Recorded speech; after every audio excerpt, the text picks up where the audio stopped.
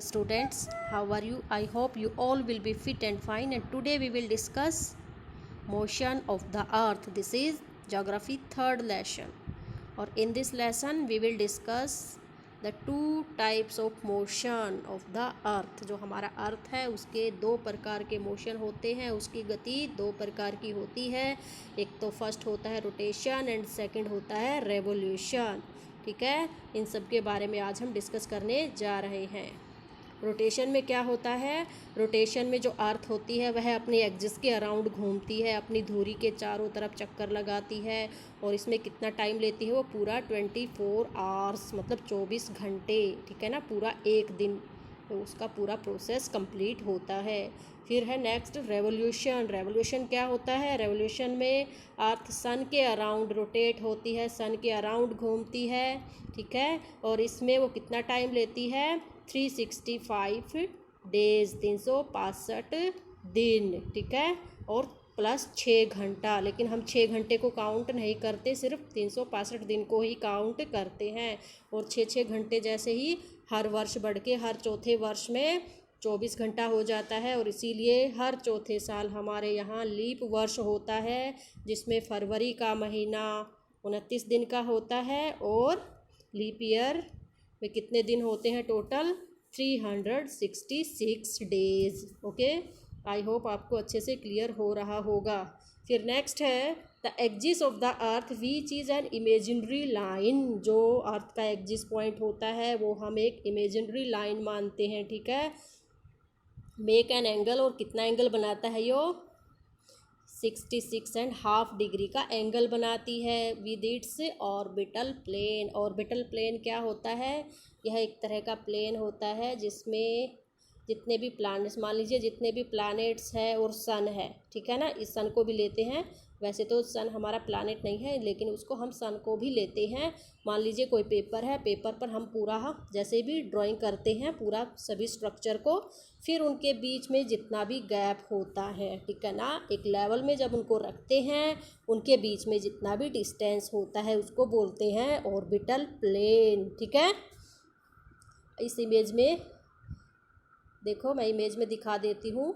ये देखिए, इस इमेज में देखिए, जैसे ये सन हमारा बीच में है और इसके आसपास जितना भी प्लैनेट होता है, फिर इनके बीच में जितना गैप होता है उसको ये ऑर्बिटल प्लेन माना जाता है. ठीक है, आपको अच्छे से क्लियर हो गया होगा. नेक्स्ट पॉइंट आता है हमारा circle of illumination. Circle of illumination क्या होता है? The circle that divide the day from night on the globe is called circle of illumination. जिससे दिन और रात बनते हैं. ठीक है ना, जैसे मान लीजिए फॉर एग्जांपल ये हमारा सन है, ये हमारी अर्थ है. ठीक है, सन का जो सनलाइट है हमारे अर्थ के जितने पोर्शन पर पड़ता है वहाँ दिन होता है, और जितना पोर्शन उसके बैक साइड है जहाँ डार्कनेस है वहाँ क्या होती है? वहाँ रात होती है. ओके, इसी को बोलते हैं दिन और रात का बनना, सर्कल ऑफ इल्यूमिनेशन. ओके, फिर नेक्स्ट में यहाँ पर the second motion of the earth around the sun in its orbit is called revolution. Revolution को अच्छे से डिटेल में समझाया गया है.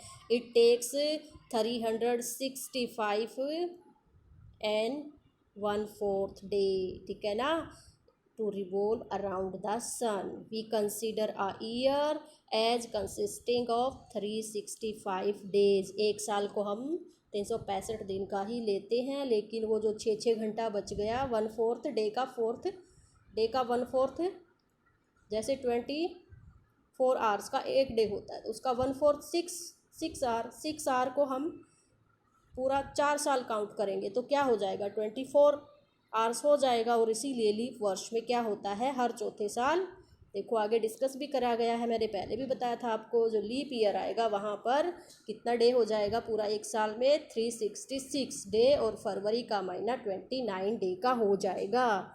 ओके, ठीक है बेटा. नेक्स्ट है notice that throughout its orbit the earth is inclined in the same direction.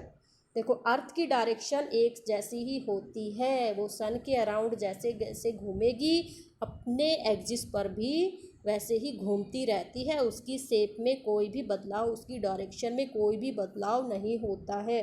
ठीक है। Year is usually divided into summer. एक साल को हम कैसे डिवाइड करते हैं? Summer, winter, spring and autumn season. ठीक है ना। इस प्रकार हम सीजन्स लेते हैं। Season change due to the change in the position of the earth around the sun. देखो यहाँ पर ध्यान दीजिएगा, जो सीजन में चेंजेज आते हैं वो कैसे आते हैं? जैसे ही हमारी सन से अर्थ का डिस्टेंस ज़्यादा होगा तो सनलाइट ज़्यादा कम पहुँचेगी, तो गर्मी बहुत ही कम पड़ेगी। और जैसे ही हमारे अर्थ का सन से डिस्टेंस बहुत कम होगा तो ज़्यादा हॉट होगा। ठीक है ना। तो इस प्रकार उसकी डिस्टेंस के अकॉर्डिंग ही सीजन बनते हैं। ओके। इस वीडियो में बस इतना ही। नेक्स्ट पार्ट हम नेक्स्ट वीडियो में करेंगे। आई होप आपको यहाँ तक मोशन ऑफ द अर्थ के बारे में अच्छे से समझ में आ गया होगा। ठीक है। So have a nice day.